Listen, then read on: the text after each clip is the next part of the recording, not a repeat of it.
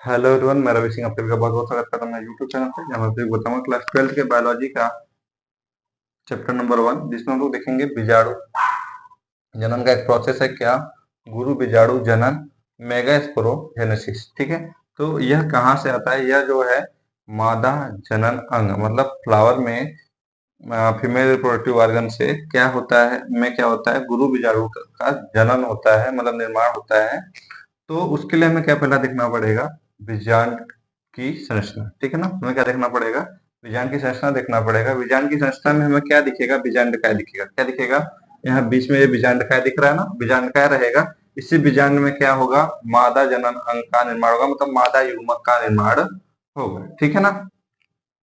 तो उसके पहले सबसे पहले हम देखते हैं क्या कि क्या है पुष्पासन है। इसको क्या बोलते हैं, थैलमस बोलते हैं। क्या बोलते हैं, थैलमस।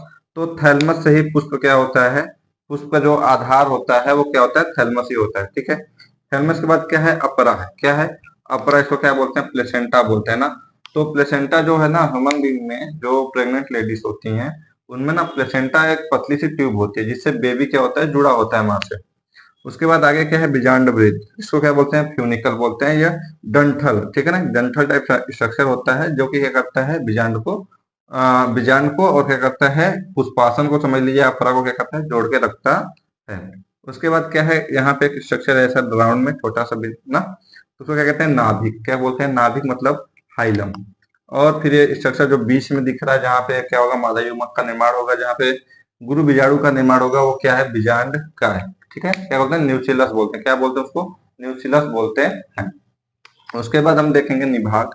तो हम लोग अगर बोले कि बीजांड द्वार के जस्ट सामने का भाग क्या कहते हैं, तो उसको निभाग कहते हैं, मतलब क्या कहते हैं, चलाजा कहते हैं। फिर आगे हम धीरे धीरे आते हैं इधर। तो जो बीजांड का है, ठीक है ना, वो दो आवरण से ढका होता है। कितने, दो आवरण से ढका होता है।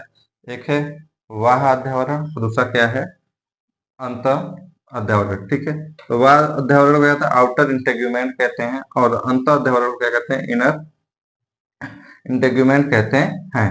ठीक है, और ऐसा भाग, बीजांड का ऐसा भाग जहां पे अध्यावरण नहीं पाया जाता उसको क्या कहते हैं, बीजांड द्वार या माइक्रोपाइल्स कहते हैं। सॉरी, माइक्रोपाइल कहते हैं।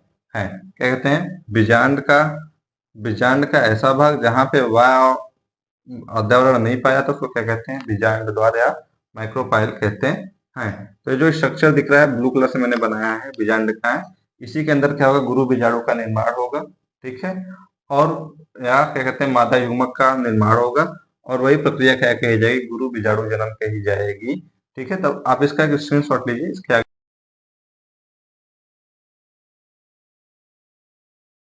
अब सभी ने स्क्रीनशॉट ले लिया, आइए देखते हैं। तो मैंने क्या किया ना, क्रियाशील जो गुरु बीजाणु है उसको मैंने अलग से बना लिया। अब एक क्रियाशील गुरु बीजाणु क्या करता है ना, बस केंद्रक का विभाजन करता है। तो एक से दो हो जाता है। कौन सा विभाजन करता है भैया, समसूत्री। कौन सा विभाजन कर देता है, समसूत्री विभाजन। कौन सा, समसूत्री मतलब मैंने भी बताया था, माइटोसिस। ठीक है ना, तो माइटोसिस करता है। फिर से इसमें क्या होता है, फिर से भैया क्या हो जाता है, माइटोसिस हो जाता है एक बार। तो ये ठीक है, तो इस तरीके से स्ट्रक्चर बन जाता है, और एक कोशिका ध्रुव की तरफ चली जाती है, एक कोश, ठीक है, और एक नीचे की तरफ। ठीक है ना, दोनों क्या जाते हैं, अपने अपने ध्रुव पे चले जाते हैं कोशिकाएं। अभी इसमें माइटोसिस नहीं होगा। इसके बाद क्या होगा कि ये अपने अपने ध्रुव पे ही क्या कर जाएंगे, समसूत्री विभाजन कर जाएंगे। मतलब अब क्या करेंगे, माइटोसिस। ठीक है, अब ये माइटोसिस किए, फिर से इसमें क्या होगा, एक बार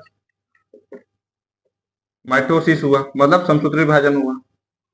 तो ये अपने छोर पे भैया ये दो थे तो दो से दो बना लिए, ये दो थे तो ये भी दो से क्या बना लिए, दो बना लिए। टोटल कितने कितने हो गए, चार चार, आठ। ठीक है, अब इसमें क्या करते हैं ना, एक इसका, ठीक है, किस, यहां से, और एक ऊपर से। ठीक है, दो केंद्र क्या करते हैं ना, बीच में आ जाते हैं। कहाँ जाते हैं, जैसे यहाँ पे 1 2 3 है, 1 2 3, और एक नीचे से आ गया भैया, और एक ऊपर वाला आ गया। ठीक है, तो दोनों ध्रुव से एक एक क्या होते हैं, केंद्रक बीच में आ जाते हैं। फिर ये केंद्रक में क्या हो जाता है ना, केंद्रक क्या करते हैं, केंद्रक के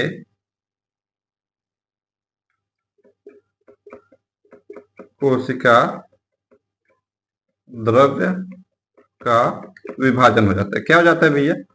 कोशिका द्रव्य का विभाजन हो जाता है।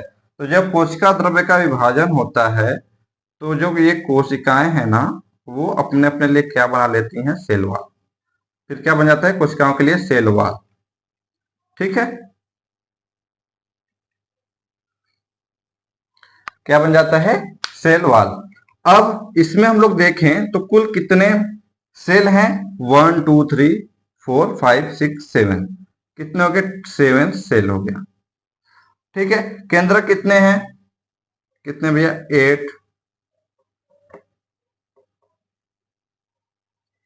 8 न्यूक्लियस। ठीक है, उसके बाद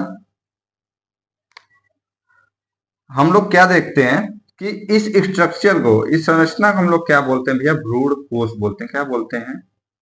भ्रूण कोश, एम्ब्रियो सैक। क्या बोलते हैं?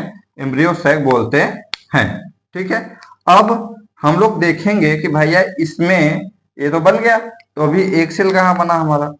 तो ये जो तीनों समूह है, इन तीनों समूह को क्या कहते हैं? अंड समुच्चय। क्या बोलते हैं भैया? अंड समुच्चय मतलब एग ऑपरेटस। ठीक है, एग ऑपरेटस बोलते हैं। ठीक है, इसको क्या बोलते हैं? ध्रुवीय केंद्रक। क्या बोलते हैं भैया? ध्रुवीय केंद्रक मतलब पोलर न्यूक्लियाई। न्यूक्लियाई, ठीक है ना?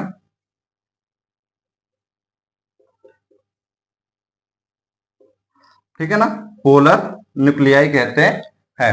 इसको क्या बोलते हैं? प्रतिमुख कोशिका। क्या बोलते हैं? प्रतिमुख कोशिका। ठीक है, और यहाँ पे नीचे की तरफ अब मैं इसको ना थोड़ा सा इरेज करता हूं।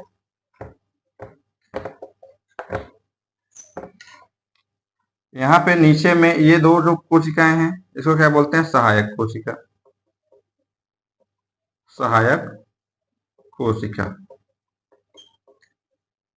ठीक है, इंग्लिश में क्या बोलते हैं? Synergid cell.